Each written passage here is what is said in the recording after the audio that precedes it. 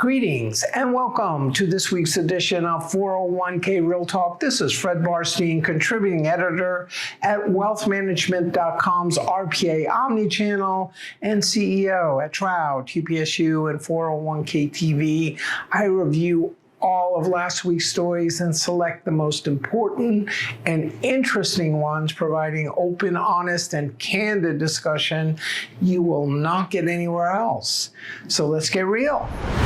First story, the attack on 401k plan forfeiture accounts continues, with a recent lawsuit filed against Wells Fargo's $46 billion plan, the sixth largest in the U.S., while a similar suit against Qualcomm survived a motion to dismiss.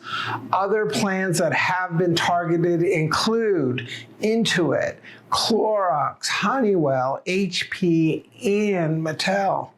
Though IRS guidelines permit plans to use forfeiture accounts to reduce contributions or plan expenses, they can also add money to participant accounts. The suit alleges that Wells failed to conduct a reasoned and impartial decision.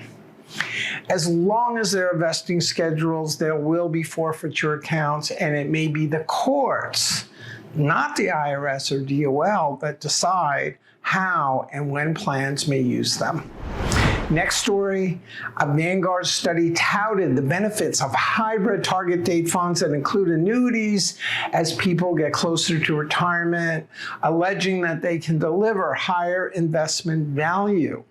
The report cites three types of annuities, including SPIAs with immediate payout, DIAs with deferred payouts, and QLACs, which start later in life.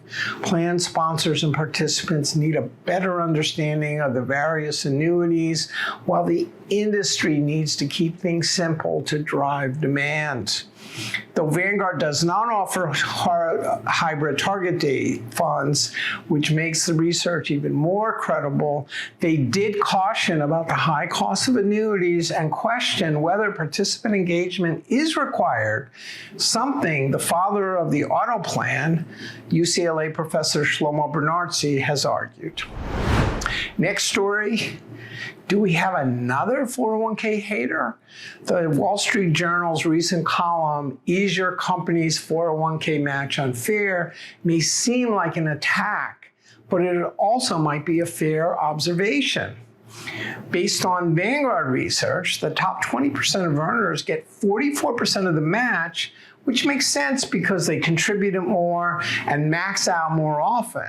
But the inequities are still troubling and might require plans to consider redesigning their match formula, because the 401k industry will be judged on results, not effort or intent, which means that if we do not increase coverage and improve outcomes, helping the less wealthy and minorities, the government might step in or reduce the tax deferment. Next story. There were two new recent hires worth noting, underscoring both convergence and retirement.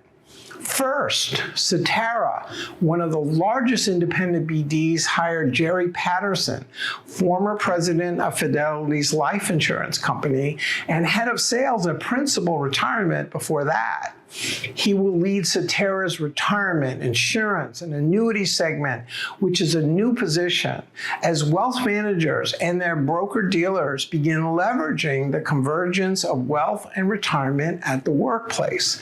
John Anderson, Director of Retirement Plan Solutions, will report to Patterson. Meanwhile, Allianz Life hired storied industry veteran Ben Thomason as chief of DC distribution. Thomason had worked at iJoy, Vestwell, Goldman, and Fidelity. As momentum heats up for in-plan retirement income, Allianz is well poised to take a leadership position, now with Thomason at the helm.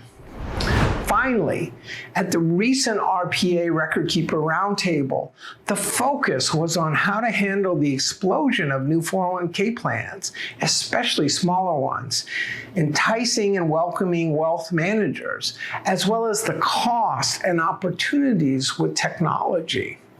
With fees stable or going down, and the cost of technology and labor rising, while the demand for service increases, what can providers do to compete while maintaining healthy margins?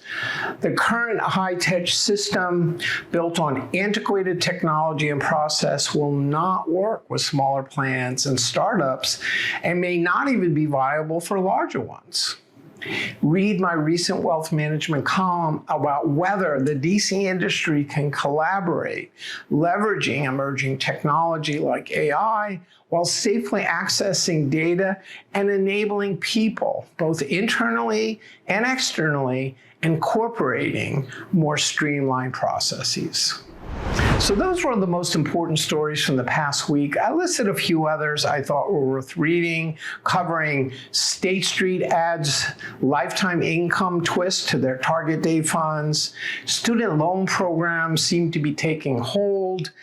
Schlichter preps advisors for the DOL rule. And Cerulli defines the current state of financial wellness. Please let me know if I missed anything or if you'd like to comment. Otherwise, I look forward to speaking with you next week on 401k Real Talk.